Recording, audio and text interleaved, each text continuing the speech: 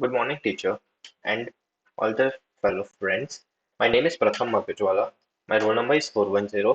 I am in Division D, and I am FY BCom Sem 1 student.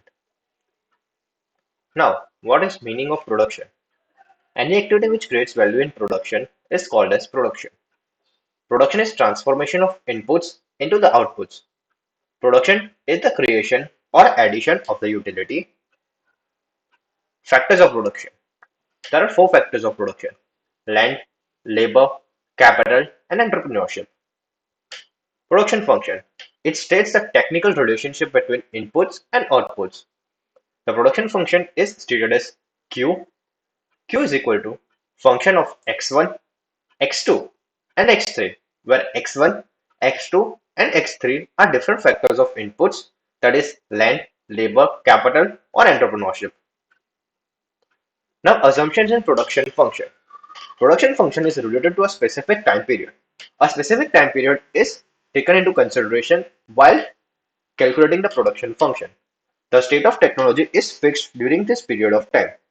The factors of production are divisible into the utmost viable inputs. That means they are fraction into their lowest viable units.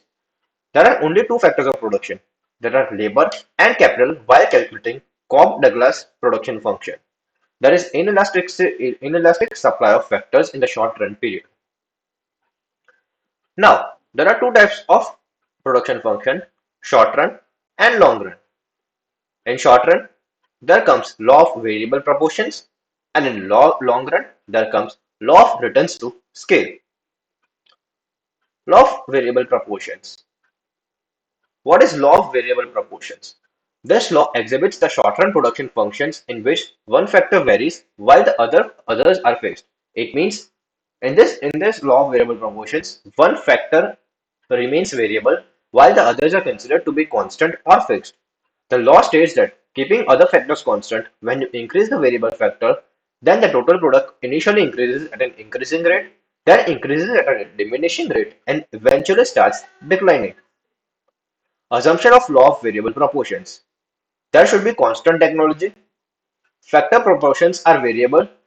There are homogeneous factor units, means it means that all the units of factors are considered to be same, and it is considered for the short run period.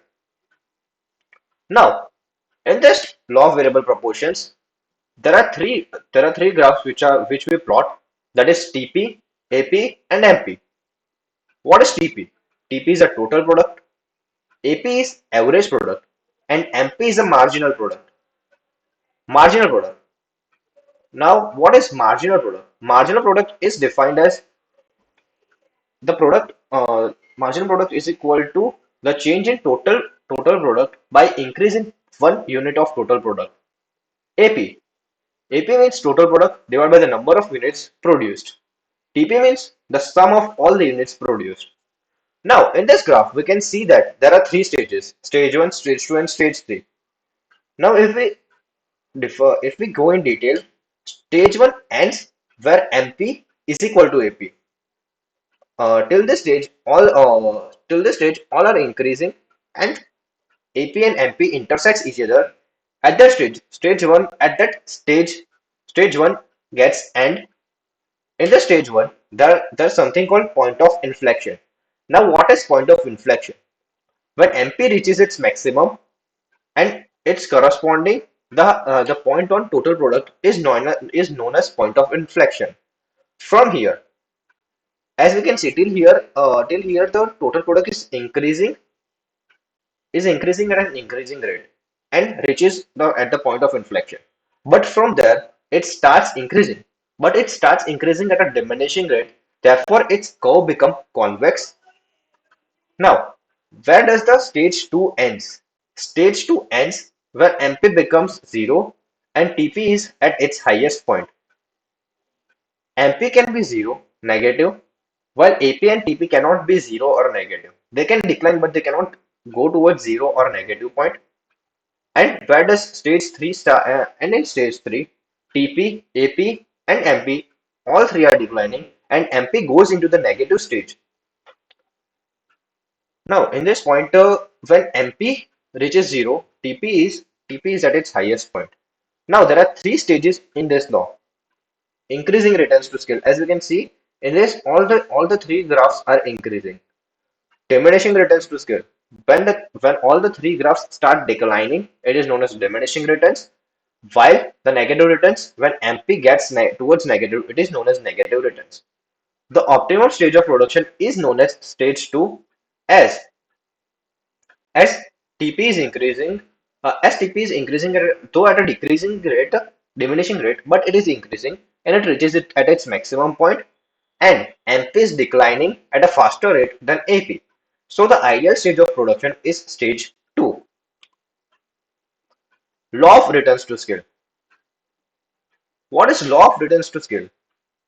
In the law of returns to scale, all the factors are considered to be variable. In the long run, all factors are variable.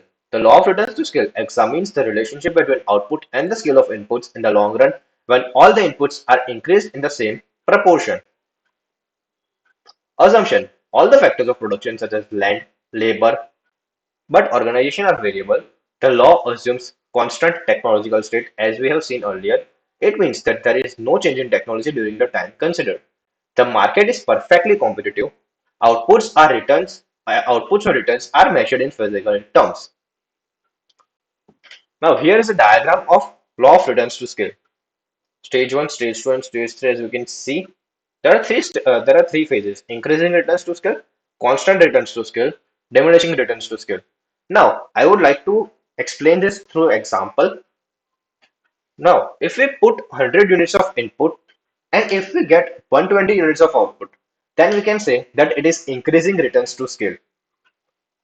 If we give 100 units of input and gets the same unit of output, that is 100 units, it is known as constant returns to scale. But if we give 100 units of input and gets 80 units of output, it is known as diminishing returns to scale. In this, there is no point of getting a negative figure. All the things are increasing, but in the diminishing returns to scale, the increment is lower than what we have taken in input. That is, we have taken 100 units of input and we got 80 units of output. So it is known as diminishing returns to scale. So thank you. This is my presentation for production function.